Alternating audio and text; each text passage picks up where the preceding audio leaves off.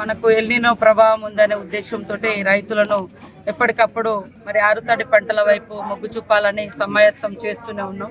అదేవిధంగా ఈ రోజు నుంచి రాష్ట్ర వ్యాప్తంగా అగ్రికల్చర్ డిపార్ట్మెంట్ ఆధ్వర్యంలో విత్తనాల మీద అవగాహన పంపిణీ కార్యక్రమాలు కూడా చేపడుతున్నారు. ఈ రోజు మనకు మరి మా నీళ్ళ ఎద్దడి కూడా పెద్ద ఎత్తున ఉండడంతో కొంత పొదుపుగా వాడుకోవాలని మనము జాగ్రత్తలు చెప్తున్నాం. ఈ క్రమంలో మనకు లక్నవరం గాని రామప్ప గాని గోదావరి ఉన్నప్పటికీ గతంలో మన లోకల్ గా నీళ్ళు ఇచ్చిన సందర్భాలు లేవు. దాంతో మనకు స్థానికంగా రైతులు ఇబ్బంది పడుతున్నప్పటికీ గత 2 సంవత్సరాలుగా మన గవర్నమెంట్ లో కాంగ్రెస్ గవర్నమెంట్ లో ఎండాకాలం కూడా రైతాంగానికి చుట్టుపక్కల ఉన్నటువంటి ఇటు ములుగు మండలం కావచ్చు, అటు మల్లంపల్లి కావచ్చు, రామప్ప అటు నర్సంపేట పోయేటువంటి పైప్ లైన్ ద్వారా కూడా మన ప్రాంతానికి చుక్క నీళ్లు గతంలో రాకపోయేది.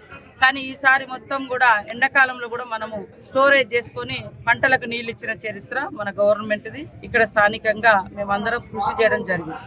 కొంతమంది రామప్ప మీద రకరకాలుగా పాపము రైతుల చేన్లలో వర్షపు నీటి చుక్కలు వస్తే కొంతమంది కళ్ళల్లో కారం పోసుకున్నట్టుగా వాళ్ళ కళ్ళల్లో మంటలు మండుతుంది. ఎందుకంటే వర్షం రావద్దని కోరుకుంటున్నారు. కరువు వస్తే కాంగ్రెస్ తిట్టాలని కోరుకుంటున్నాం. కాబట్టి మేము ఎప్పుడు కూడా మా ప్రభుత్వమైనా మా నాయకులైనా రైతు ప్రభుత్వం. అందుకనే ఆనాడు వైఎస్ఆర్ గారు గవర్నమెంట్ రాగానే ఫస్ట్ మరి కరెంటు ఫ్రీ ఇచ్చిన చరిత్ర రాష్ట్రంలో దేశ చరిత్రలో కాంగ్రెస్ ప్రభుత్వం. రైతులకు ఏకకాలంలో ఆనాడు కూడా రుణమాఫీ చేసిన చరిత్ర కాంగ్రెస్. ఈనాడు కూడా రేవంత్ రెడ్డి గారు 21,000 కోట్ల రూపాయలను రైతుల రుణమాఫీ చేశారు. చాలా వరకు రుణమాఫీ కానోళ్ళు గత ప్రభుత్వంలో రెన్యువల్ కాకుండా ఆ ప్రభుత్వం 10 ఏళ్లలో మాఫీ చేయకుండా రెన్యువల్ కాకుండా ఉండడంతో వాళ్ళు డిఫాల్ట్ గా మిగిలిపోయి ఈ కొత్త లిస్టులోకి రానోళ్ళు ఎక్కువ మంది ఉన్నారు. అది వాళ్ళ తప్పిదాన్ని కూడా మా మీద నెట్టింది.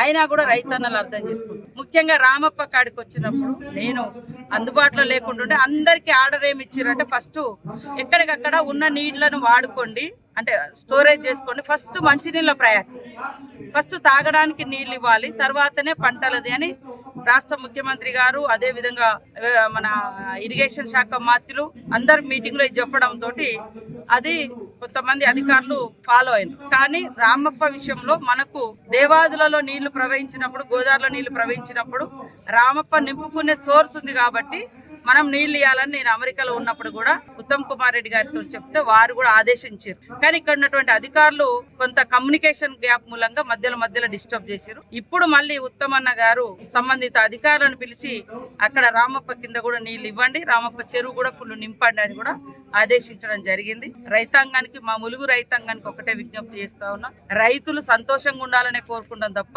ఇప్పుడు రైతన్నలు కూడా చాలా చోట్ల చెరువులో కొన్ని నీళ్లు ఉన్నాయి కదా అని కొన్ని వేరే చెరువులలో ఒక రామప్ప ఏంటంటే మనకు దేవాల నుంచి తోడుకోవచ్చు. నిన్నటిదాకా గోదావరిలో కూడా నీళ్లు లేవు, మనకు తెలుసు, తక్కువ నీళ్లు ఉండే. ఈ నిన్న మొన్నటి నుంచి మళ్ళా వర్షం పడ్డది, పైన వర్షం పడితే మనకు నీళ్ళు వస్తాయి, పైన రాకుండా లేవు. కాబట్టి కొంత పొదుపుగా వాడుకోవడం అనేది చాలా అవసరం. మిగతా ఇప్పుడు లక్నవరం ఉంది, లక్నవరంలో మనకు సోర్స్ లేదు నింపుకోవడానికి, వర్షం నీళ్ళు వస్తే తప్ప లేదు. కాబట్టి ఉన్న నీళ్ళని ఫస్ట్ తాగడానికి ఆపుకోవాలి. సో ఇట్లా ఇది కొద్దిగా కమ్యూనికేషన్ గ్యాప్ తో తప్ప ఎవరు కొంతమంది మమ్మల్ని తెలియలేదని లేకుంటే ఏదో సోయి లేదని రకరకాలుగా మాట్లాడిన ఆడవాళ్ళమైనా మమ్మల్ని, నన్ను సురేఖక్కను. కానీ తప్పు అయ్యా, మీ సోయి ఎక్కడ ఉన్నది?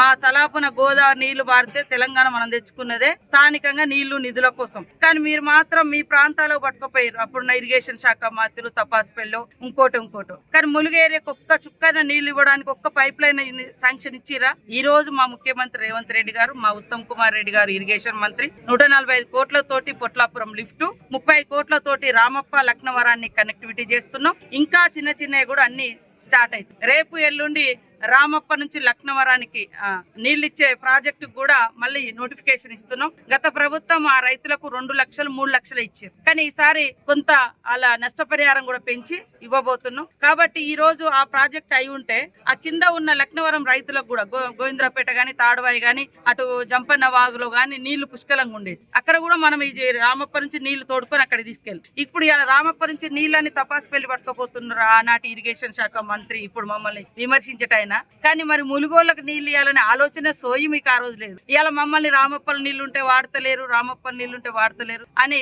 ఇష్టం వచ్చినట్టు మాట్లాడుతున్నారు. మాట్లాడేటప్పుడు మరి ములుగు జిల్లాకు మనం ఏం నీళ్ళు ఇచ్చిన తలాపునే పాపం వీళ్ళకి గోదావరి ఉంది, పెద్ద పెద్ద చెరువులు ఉన్నాయి, అందులో స్టోరేజ్ చేసుకొని మీరు పట్టుకుపోయారు. కానీ మాకు ఎండాకాలం వస్తే ఎండీరు, వానకాలం వస్తే పండింది. అయినా మా ప్రభుత్వం వచ్చిన కాంచి ఈ చుట్టుపక్కల ములుగు గాని, అటు మల్లంపల్లి గాని, వెంకటాపురం గాని, రామప్ప నుంచి పోయేటి గాని, రామప్పలోకి వచ్చేటి గాని ఖచ్చితంగా ఈ రైతాంగానికే ఇస్తున్నాం. నేను కొద్దిగా అంటే ఆల్రెడీ మేము అక్కడ వర్షాలు పడుతున్నాయి, 2 రోజులు ఆగండి అని అన్నాం. తర్వాత మళ్ళీ ఉత్తమ్ కుమార్ రెడ్డి గారు ఖచ్చితంగా రామప్ప చెరువులో అందరికి రెగ్యులర్ గా నీళ్ళు ఇవ్వండి అని చెప్పి రెగ్యులర్ గా నింపమన్నారు. అక్కడ అధికారుల కొంత సమన్వయ లోపంతో అది జరిగినటువంటి దాన్ని మమ్మల్ని రకరకాలుగా విమర్శించారు. అసలు విమర్శించిన వాళ్ళు విమర్శించిన వాళ్ళ ఆత్మకే వదిలేస్తాం, అంతరాత్మకే వదిలేస్తాం. మా రైతులను కాపాడుకోవడం మా బాధ్యత.